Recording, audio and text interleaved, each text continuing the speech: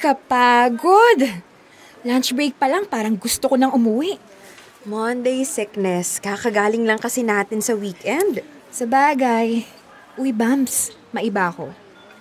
Totoo ba na magpapakasal ka na daw? Ang bilis namang kumalat ng balita. Sino nagsabi sa'yo? Yung friend kong HR. Nag-file ka daw kasi ng 2 weeks na leave. Totoo ba yun o chismax lang? Totoo. Isa ka nga sa mga bridesmaid ko. Bawal dumanggi ha. Go ako dyan. Alam mo, wag ka na mag-alala. Pero Frenny sigurado ka na ba dyan kay Lyle?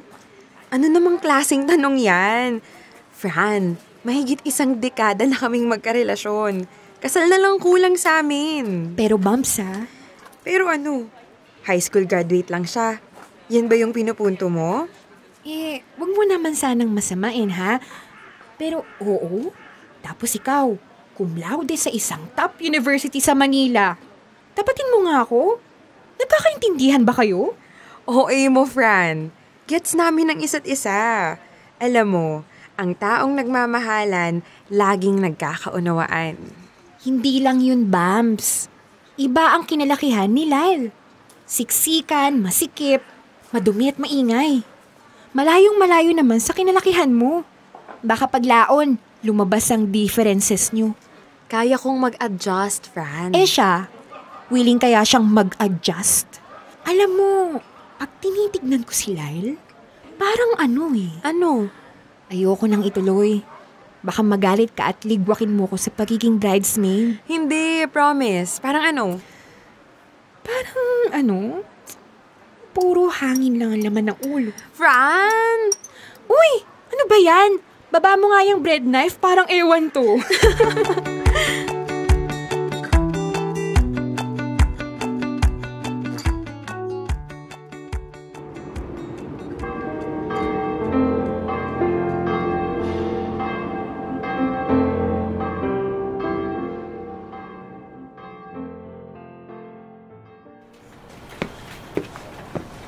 Oh, kamusta ang buhay may asawa? Eto, nag-a-adjust pa din. Nakakapanibago. Sobra bang nag-iba? Oo, friend. Pag single ka, sarili mo lang iniisip mo. Ngayon, hindi na. Pero, masaya ka naman? Too early to tell. Wala pa naman akong 1 buwang kasal.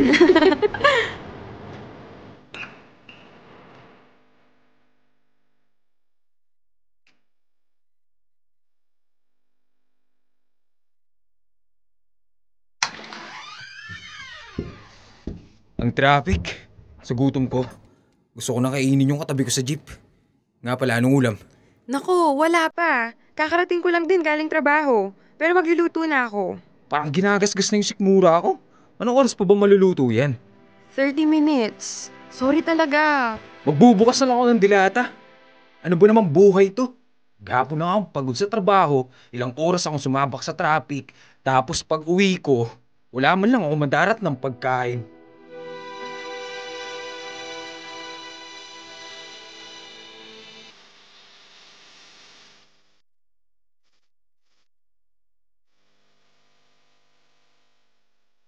Love, sorry talaga kanina ha.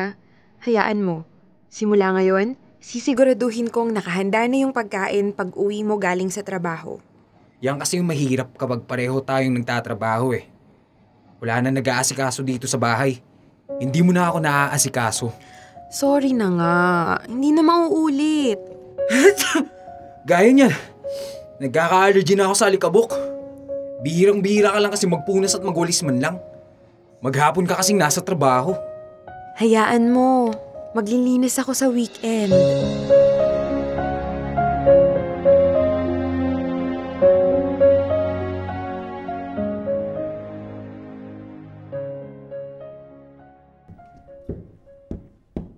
Bambi! Hindi na plancha itong uniforme ko, ano? Nako, hindi nga. Pero hindi naman masyadong halata. Anong hindi? Ano? Kitang-kita? Ano nilang sasabihin ng mga katrabaho ko? Pumapasok kong gusot-gusot ang damit? Hindi ko kasi naharap mamalansya last week. Paano mo nga mahaharap? Nag-oopisina ka. Makalis na nga.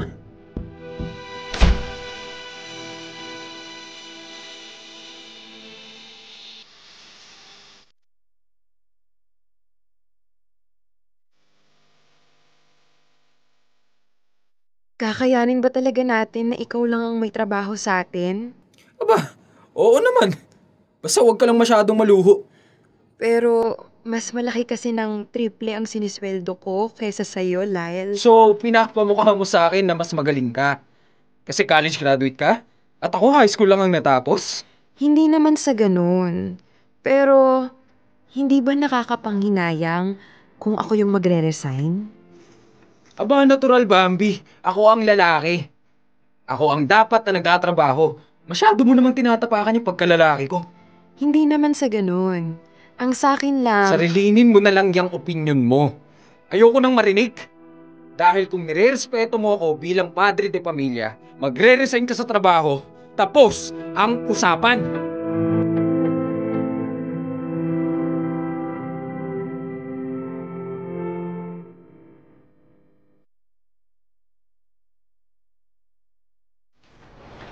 Bambi, pinag-isipan mo ba yan? O sinusunod mo na naman yung asawa mong puro hangin lang ang utak? Wala akong magawa, Fran, eh. Siya daw ang padre de pamilya. Kaya siya daw ang masusunod. Mukha niya. Magkano lang sinisweldo niya bilang computer technician? Manager ka. Ano ba namang pag-iisip yan? Okay lang. Mas importante yung marriage namin kaysa sa trabaho ko. Ay nako, Bambi. Sana maalala mo yan pag kinakapos na kayo. Dahil hindi mo mapagkasya yung kakarampot na sweldo ng asawa mo.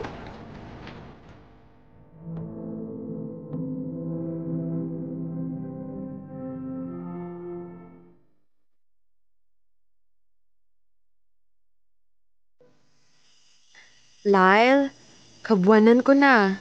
Baka kailangan na nating makipag-coordinate sa ospital kung saan ako manganganak. Ospital? Bakit sa ospital pa? Ang mahal dun. Alam mo, diyan ka na lang sa lying in. Diyan sa kanto, doon ka na lang manganak. Pareho lang naman yan eh.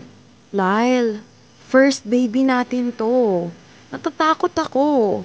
Iba pa din syempre kapag sa ospital. Kung sakaling kailanganin, may mga gamit sila doon. Wala nga tayong ibabayad sa ospital. Yan ngang lying in clinic, pinag-iipunan ko pa. Ano gusto mong gawin ko? Mangutang para makapanganak ka sa ospital? Sige. Sa lying in clinic na lang nga. Yan! Ganyan dapat. Nakikipagtulungan ka. Kita mo namang ako lang ang nagtatrabaho eh.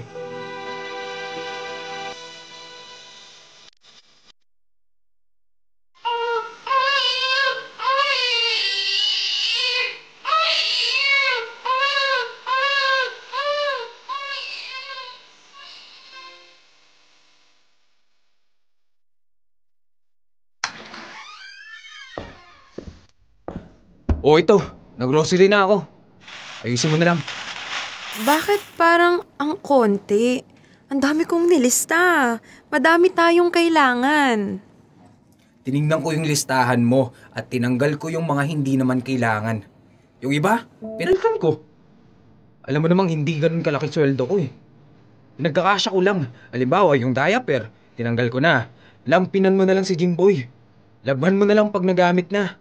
Mas mura pa din yung sabon at tubig kumpara sa diaper. Yung fabric softener, hindi ko na binili. Kusutin at banlawan mo na lang mabuti yung damit. Hindi na kailangan yun. Kung makapaglista ka naman kasi, akala mo, pinupulot ko lang yung mga perang yung pinambibili.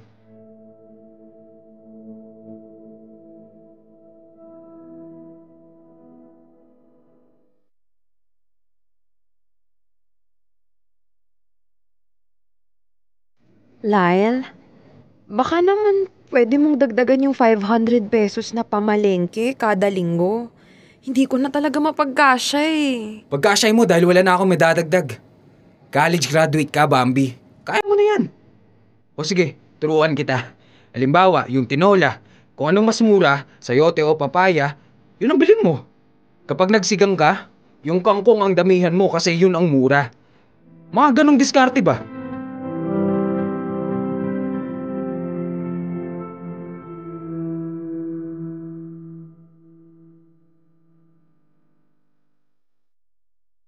Lyle, may reunion kami nung dati kong office mates next week. Na-promote kasi si Fran. Manlilibre daw. Oh, libre naman pala. Di pumunta ka. Pero sa totoo lang, hindi ko gusto yung si Fran ha. Mukhang mata pobre. Hindi naman kagandahan. Mabait yun. Hindi lang kasi kayo nakakapag-bonding. Lyle, baka naman pwedeng humingi ng pambili ng damit. Kahit blouse lang? Kakain na kayo sa labas. Kailangan may bagong blouse ka pa. Sayang naman ang pera. Tsaka, saan mo naman gagamitin yung blouse pagkatapos? Hindi ka naman nag-opisina. Andito ko lang naman sa bahay. O sige, wag na. Titingin na lang ako ng lumang blouse dyan na kasya pa sa akin. Hindi na kasi ako nakabili simula nung nag-resign ako sa trabaho. Sigurado may kasya sa'yo dyan. Yang luma na lang isuot mo. Maging wise naman tayo sa paggastos, Bambi ha. Kung hindi naman kailangan, huwag nang bumili.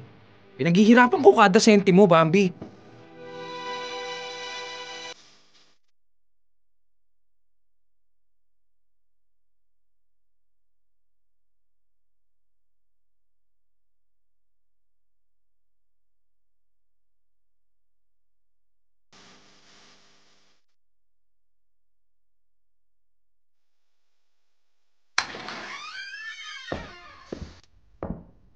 Mano po, Daddy?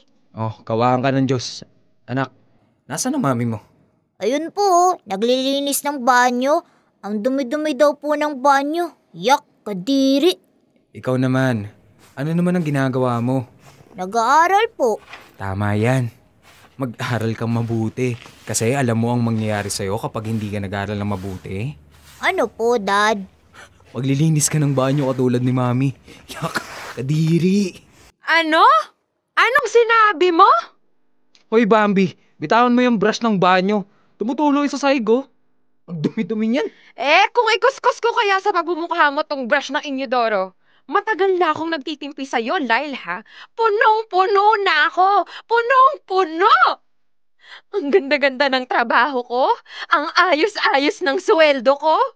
Mas malaki ng dihamak kumpara sa kakarampot mong sweldo. Pero anong ginawa mo? Pinag-resign mo ko dahil sa ego mo. Tapos ngayon, lalaitin mo ako sa harap ng anak ko? Sumusobra ka naman yata. Jimboy anak, doon muna tayo sa kwarto mo. Iwan mo natin ang mami mo. Mainit ang ulo. Halika na.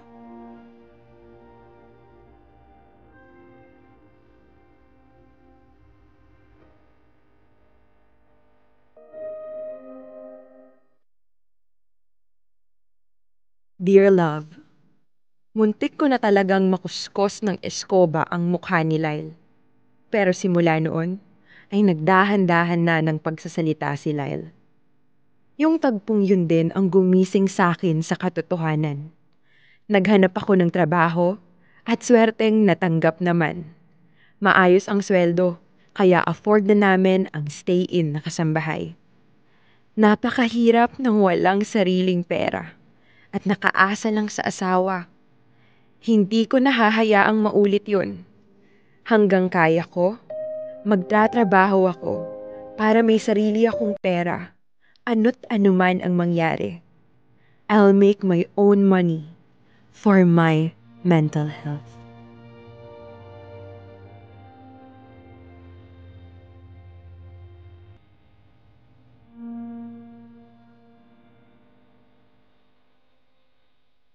Kailangan pa bang i-memorize yan?